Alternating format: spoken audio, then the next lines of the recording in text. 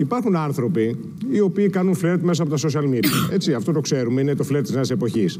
Υπάρχουν όμως και κάποια γραφεία τα οποία δεν θα τα έλεγαμε, ρε παιδί μου, γραφεία συνοικεσίων, αφού την έννοια την παραδοσιακή που ξέρουμε. Είναι γραφεία στα οποία πηγαίνουν άνθρωποι και βρίσκουν το άλλο τους μισό, παιδιά. Και τώρα που είναι αυτές οι μέρες, οι γιορτές και υπάρχει μοναξιά, για να μας πει Νατάσα Σπυρίδη, τι μπορεί να κάνει ο κόσμος. Πολύ ωραία το έθεσες, Κώστα μου, διότι οι μέρες αγάπης και τι αποζητάμε, τη συντροφικότητα, την οικογένεια, τους φίλους και γιατί όχι το άλλο μας μισό, τον άνθρωπο που θα πορευτούμε μαζί στη ζωή μας. Λοιπόν, θέλω να σου πω ότι βλέπουμε ότι ενώ η κοινωνία έχει εξυγχρονιστεί, οι τρόποι επικοινωνίας έχουν γίνει περισσότεροι και ο κόσμος θεωρητικά έρχεται πιο κοντά ο ένας στον άλλον, πρακτικά υπάρχει μοναξιά. Τα είχε πει και Καζαντζάκης αυτά χρόνια πριν. Το έκανα λίγο βαρύ. Εμείς πάμε λοιπόν στο αισιόδοξο μήνυμα αυτής της συνέντευξης, γιατί ήρθαμε σε επικοινωνία πολύ σωστά με ένα κλαμπ επικοινωνίας, όπως το χαρακτηρίζουν και οι άνθρωποι. Η ιδρύτρια, η κυρία Τόνια Γερακάρη, το οποίο τι κάνει, φέρνει κοντά τους ανθρώπους και μέσα σε ένα πλαίσιο δραστηριοτήτων γνωρίζονται, φλερτάρουν, γίνονται αρχικά φίλοι. Και ό,τι ήθελε προκύψει από εκεί και πέρα. Έτσι, άρα είναι αποκλειστικός σκοπός είναι το να δημιουργηθούν σχέσεις, δηλαδή. Τι μου είπες, συγγνώμη? Αποκλειστικός σκοπός είναι να δημιουργηθούν σχέσεις. Κοίτα, ο πρώτος, ο αυτός σκοπός είναι αρχικά οι άνθρωποι να έρθουν κοντά. Γιατί πλέον υπάρχει δυσκολία στο να βρούμε ακόμα και φίλους, να έχουμε ένα κοινωνικό περίγυρο. Έτσι όμως, μέσα σε αυτό το πλαίσιο, είναι σχεδόν σίγουρο ότι κάπου θα συναντήσεις και το άλλο σου μισό. Για να δούμε τι μας λένε.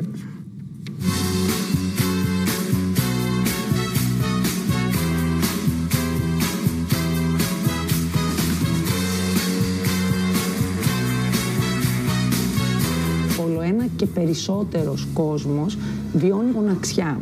Εσείς έχετε ένα κλαμπ επικοινωνίας. Περισσότερο τώρα, αυτή η εποχή παρά ποτέ, οι άνθρωποι βιώνουν όχι μοναξιά απλά, αποξένωση. Τι μας ζητάνε, τι να μας ζητήσουν? Παρέα, διασκέδαση, ευτυχισμένες στιγμές.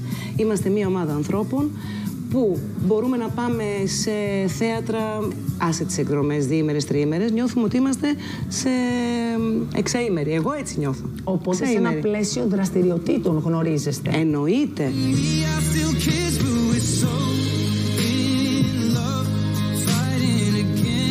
Πώς είναι τα μέλη? Είναι στην Αθήνα, είναι στη Θεσσαλονίκη. Είναι πανελλαδικά λειτουργεί το κλαμπ. Ναι. Τώρα έχουμε μία πρωτοχρονιάτικη εκδρομή, 4 μέρες, Πόζαρ, και καταλήγουμε Θεσσαλονίκη που ενωνόμαστε με το άλλο κλαμπ της Θεσσαλονίκης και καταλαβαίνεις τι γίνεται.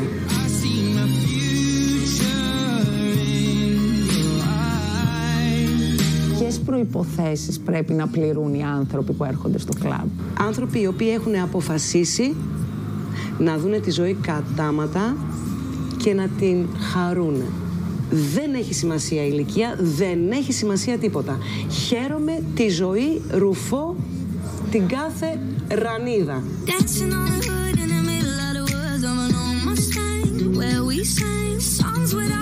Ο αυτοσκοπός μας είναι το περνάμε καλά, περνάμε ευτυχισμένες στιγμές.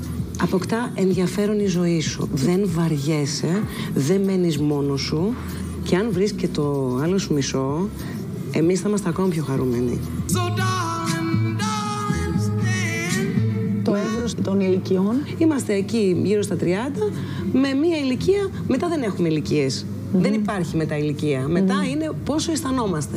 Ο κόσμος δεν το βλέπει όλο αυτό με μία προκατάληψη. Ναι, το βλέπει. Η πρώτη διδάξασα. Εγώ. Όταν άκουσα αυτό, λέω εντάξει τώρα, έλα.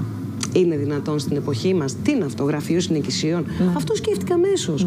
Καμία σχέση. Δεν έχουν παρά να δοκιμάσουν ο κόσμος. Και έχετε παντρέψει και ζευγάρια. Καλά, ναι, εντάξει, δεν το συζητάω. Το καλύτερό μας είναι αυτό. Ξέρεις τι, περνάει από δίπλα μας το άλλο μας μισό και δεν του δίνουμε σημασία. Γιατί νομίζουμε ότι δεν πληρεί τις προϋποθέσεις. Εάν δεν γελάσεις μαζί του, εάν δεν συζητήσεις μαζί του, γιατί τώρα πώς νομίζεις ότι βλέπω κάποιον και τι θα συζητήσω? Τι κάνουν ο κόσμος, έτσι, συζητάει? Υπάρχει αυτό το φλερτ που υπήρχε κάποτε στην εποχή μας? Υπάρχει, δεν υπάρχει, βρε παιδιά. Αυτό χάσαμε, αυτό θέλουμε να δώσουμε. Φώτο μου, πόσο χρονών είσαι? Είμαι 38. Και είσαι μέλος στο κλαμπ επικοινωνία. Πριν από μερικά χρόνια, σε ένα επαγγελματικό μου ραντεβού, Μου λέει ένας πελάτης μου, ρε Φώτη, μου λέει είσαι ευγενικό παιδί, έτσι καλό παιδί και αυτά. Μου λέει είσαι παντρεμένος. Του λέω όχι, του λέω. Μου λέει πώς και έτσι. Του λέω δεν έτυχε αυτά. Μου λέει θα σας ζητήσω έτσι, μου λέει σε ένα κλαμπ. Πήγαμε μαζί σε μια εκδήλωση, σαν παρέα. Δεν είναι το γραφείο που νόμιζα κι εγώ όταν ήρθα. Ότι είναι, ξέρω εγώ, μας βγάζουν όλους μαζί και πάρε εσύ αυτή, πάρε εσύ αυτή. Δεν είναι αυτό το πράγμα. Βγαίνουμε εκεί έξω, γνωρίζεις κάποιον, σου δίνεις το τηλέφωνο σου, βγαίνεις για ένα καφέ και αυτά. Σε φιλικό προσωπικό επίπεδο. Αν προκύψει κάτι, προέκυψε κάτι. Δεν προκύψει, συνεχίζουμε. Αλλά εκεί είμαστε μαζεμένοι. Έτσι, μαζεμένοι για αυτό το πράγμα. Που όλοι θέλουμε να κάνουμε μια σχέση. Έξω μπορεί ο άλλος να μην θέλει. Δεν ξέρεις τι θέλει. Και πιο πολύ φοβούνται κιόλας να πάει να μιλήσω σε μια κοπέλα. Λέει τώρα τι θέλει, δεν θέλει. Εσύ πιστεύεις θα το βρεις το άλλο σου μισό? Είμαι ρομαντικός. Εγώ πιστεύω θα το βρω.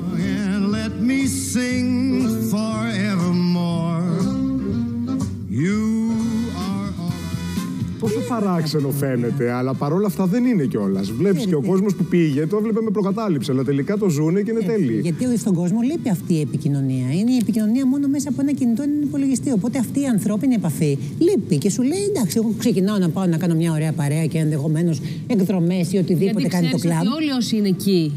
Αυτό αποσκοπούν. Δηλαδή, τις ανθρώπινες σχέσεις και τις ανθρώπινες επαφές. Και μου έλεγε η επαφές. Νατάσα πριν που πήγε και έκανε το θέμα ότι θέτουν προϋπόθεση να είσαι ελεύθερος, να μην είσαι παντρεμένος. Δηλαδή, αν είσαι παντρεμένος δεν μπαίνεις στο κλαμπ. Εντάξει. Θέτουν προϋπόθεση να είσαι ελεύθερος. Τι εντάξει, καλέ. Ρε παιδί μου, εννοώ ότι αυτός που είναι παντρεμένος έχει έναν σύντροφο, δεν αισθάνεται μοναξιά. Αυτό σου λέω. Μπορεί κάποιος να είναι παντρεμένος και να θέλει να πάει στο κλαμπ και του απαγορεύουν. Λέει, άμα είσαι παντρεμένος δεν μπαίνεις στο κλαμπ. Και αν είναι προς το τέλος του γάμου του, γιατί το απαγορεύουν. Μπορεί να πηγαίνει ο γάμος προς το τέλος. Όταν χωρίσει και βγει το διαζύγιο, πάει στο κλαμπ μετά να διασκεδάσει. Αλλά πραγματικά προκαλεί ενδιαφέρον όλο αυτό. Πολύ ενδιαφέρον γιατί το φλερτ έχει χαθεί πια στην εποχή μας. Δηλαδή υπάρχει επικοινωνία. Είναι πιο εύκολο. Είναι διαδικτυακό. Και πολλές φορές μπορεί να μείνει και στο διαδίκτυο. Δηλαδή να φλερτάρεις με κάποιον και μετά να μην τον δεις ποτέ. Και νομίζω ότι έχεις φλερτάρει. Γιατί όλο αυτό εξαντλείται εκεί και μένει εκεί. Και αν αυτός ο κάποιος με τον οποίο επικοινωνείς είναι υπαρκτό πρόσωπο. Γιατί μπορεί να μην είναι υπαρκτό πρόσωπο. Έχουμε δει και τέτοιες περιπτώσεις, βέβαια.